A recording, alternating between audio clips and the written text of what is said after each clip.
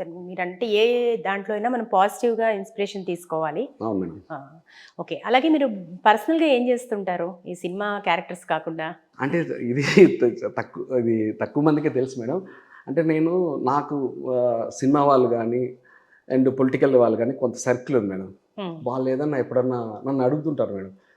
ఏదన్నా కొంచెం ప్రాపర్టీస్ ఏదన్నా ఛాన్స్‌లో వచ్చినప్పుడు అవుట్‌రేట్‌వి, హ్మ్. Real estate within the twin cities అడుగుతుంటారు. నాకు కొంచెం హ్మ్. సర్కిల్ ఉంది మేడం.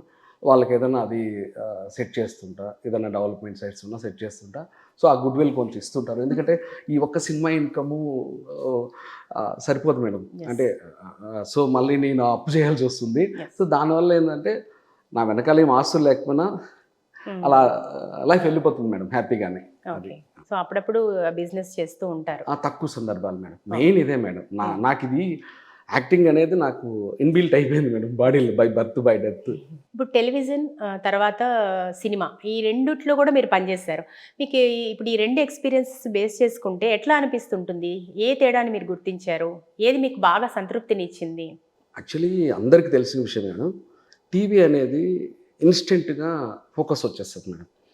జబర్దస్త్ చేసే టైంలో బాగా గుర్తుపట్టేవాళ్ళు. కొన్ని కొన్ని ఈవెంట్స్‌కి పిలిచేవారు. అన్నీ జరిగేటివి. హ్మ్. సో, సినిమా వరకొస్తే ఏందంటే మేడం, వన్స్ మనం ఎంత మంచి వేషం చేసినా, ఎంత బాగా చేసినా, అది సక్సెస్ అయినాక దాని రిజల్ట్ అనేది తెలుస్తుంది మేడం. కొంచెం టైం పడతది. ఇది అప్పటికప్పుడే వచ్చేస్తుంది. హ్మ్. సో, బట్ అల్టిమేటు టీవీది టీవీకి దాని ఇంపార్టెంట్ దానికే ఉంది. సినిమాదే ఉంది మేడం. 2 హ్మ్. మంచి హ్మ్. ప్లాట్‌ఫార్మ్సే. అది హ్మ్. సో, ఈ 2 కూడా మీకు సంతృప్తినిచ్చినాయంటారు. Definitely madam. ఎందుకంటే అది నా ప్యాషన్ అదింకా. ఓకే. అలాగే ఇప్పుడు మీరు చూసుకుంటే ఇన్ని క్యారెక్టర్స్ చేశారు గదా! మీకు చేసిన అన్ని క్యారెక్టర్స్‌లో మీకు ఏది ఎక్కువగా మీకు నచ్చిన క్యారెక్టర్ అంటే ఏం జెప్తారు? నేను యాక్చువల్లీ 'మై నేమ్ ఈజ్ అమృత' అని ఒక సినిమా అండి. హ్మ్. నేను అది దాదాపు ఒక 10 ఇయర్స్ అయింది మేడం. First copy వచ్చింటుంది. హ్మ్. అప్పుడు ఇంకా లీన్‌గా ఉన్నానండి. హ్మ్. ఆహ్, ఒక కాంప్లిమెంట్ మేడం. అది హ్మ్. ఎప్పటికీ ఇంకా లైఫ్‌లో ఆహ్, ఇంకా అంతకంటే గొప్ప కాంప్లిమెంట్ వస్తుందో లేదో నాకు తెలీదు. హ్మ్. నేను అదొకటి physically come mentally handicapped character జరుగుతుంది మేడం. హ్మ్. డైరెక్టర్ గారు ఒక 2, 3 రౌండ్స్ అందులో భానుచందర్ గారు ఒక కీ రోల్ చేశారు. హ్మ్. భానుచంద్ర అన్నయ్య చనిపోతే ఆ శవపేటిక దగ్గర ఇది వైజాగ్ దగ్గర పాడేరులో జరుగుతుంది. వైజాగ్ నుంచి ఆర్ఫన్ దగ్గర నుంచి original physically come mentally handicaps తీసుకొచ్చారు. హ్మ్. అయితే వాళ్ళలో నేను ఇన్వాల్వ్ అయిపోయేసి హ్మ్. చేయాలి. అది షాట్ జరుగుతుంది. హ్మ్. ఒక 2, 3 రౌండ్స్ అని డైరెక్టర్ గారు ఎందుకు అంటే ఆయన బాగా ఇన్వాల్వ్ అయిపోయేసి ఒక 6, 7 రౌండ్స్ నేను ఇక్కడ పెర్ఫార్మెన్స్ కూడా చేసి చూపిస్తాను ఫర్దర్‌గా మీకు ఒకవేళ ఓకే అంటే. హ్మ్. అలా ఒక 6, 7 రౌండ్స్ జరుగుతూ ఉంది. కట్ చెప్పలేదు డైరెక్టర్ గారు. హ్మ్. భానుప్రియ గారు వచ్చారు. హ్మ్. వచ్చేసి ఇంకా అలా చూస్తూ ఉండిపోయారు. కట్ అయింది. కట్ చెప్పారు డైరెక్టర్ గారు. అందరూ ఫిజికల్లీ కమ్ మెంటల్లీ హ్యాండిక్యాప్స్. నేను ఒక్కడిని మామూలుగా వచ్చేసాను. ఆ హ్మ్. పెర్ఫార్మెన్స్ అయిపోయాక. హ్మ్. అప్పుడు నన్ను నన్ను పిలిచారు. హ్మ్. అయితే నమస్తే అమ్మా అంటే, కూర్చోండి అంటే, సారీ అండి హ్మ్. అని అన్నారు. నాకు విడిగా భానుప్రియ గారి సినిమాలో చూసాను పెద్ద హ్మ్. లెజెండరీ. నాకు అంతకు మించి విడిగా తనతో నాకు మేడంతో పని చేయలేదు. నాకు హ్మ్. పరిచయం కూడా లేదండి. హ్మ్. నేను ఏం అర్థం కావట్లేదు. దేనికి మేడం సారీ నేనేమన్నా మీ ఎవరినైనా ఇబ్బంది పెట్టానా?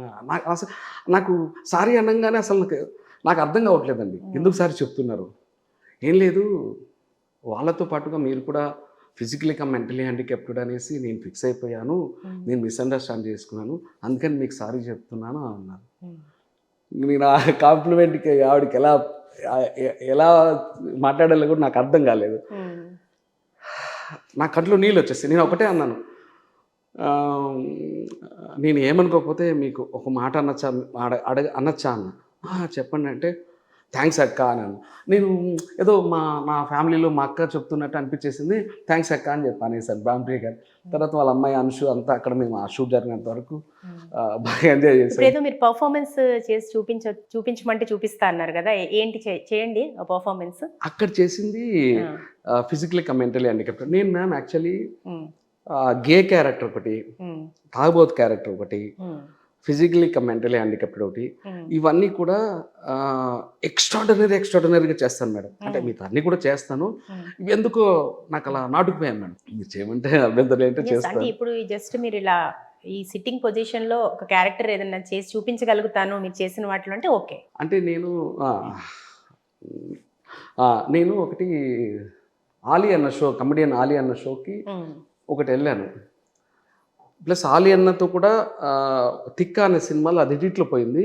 నేను గే క్యారెక్టర్ చేస్తే అన్న మామూలు క్యారెక్టర్ చేశారు ఆలీ గారు. సో నేను దీనికి లవ్ యూ బంగారం దీనికి మామూలుగా గెస్ట్ కింద అంటే మా క్రూ తరఫున వెళ్ళాము. అప్పుడు ఆలీ అన్న చేశారు అదంతా మొత్తం యాంకరింగ్ లాగా. అప్పుడు ఒక డైలాగు ఆలీ అన్నతో ఒకటి చెప్పాను, ఇప్పుడు కూడా అది ఉంటుంది మీకు ఐ మీన్ యూట్యూబ్ దాంట్లో.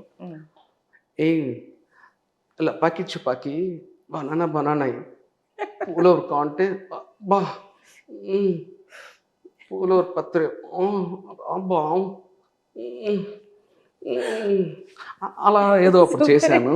సో ఇప్పుడు యాక్చువల్ కొంచెం తగ్గుతున్నా, నేను వేరే సినిమాలు కూడా ఉన్నాయి తగ్గాలి. నేనేం లేదు మేడం, ఏది ప్లాన్ చేయను మేడం. వాళ్ళు చెప్తుండగా ఇక్కడికి వెళ్ళిపోతాడు మేడం.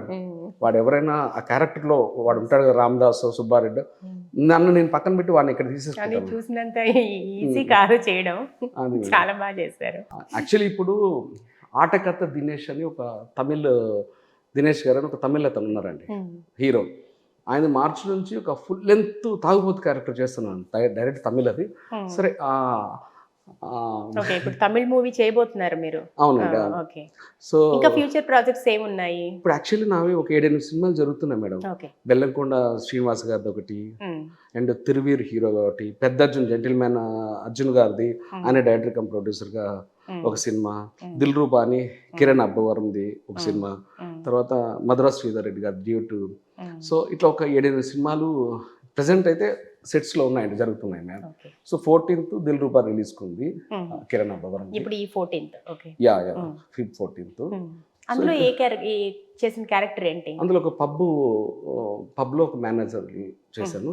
హీరో గారి కాంబినేషన్, హీరోయిన్ గారి కాంబినేషన్ చేశాను. సో ఇంకా కమిటెడ్ కూడా ఒక 4-5 ఉన్నాయి మ్యామ్. సో అదేండి. ఓకే. ఇప్పుడు నటుడిగా మీరు మార్క్స్ వేసుకోవాలి అనుకుంటే ఏం చెప్తారు అసలు?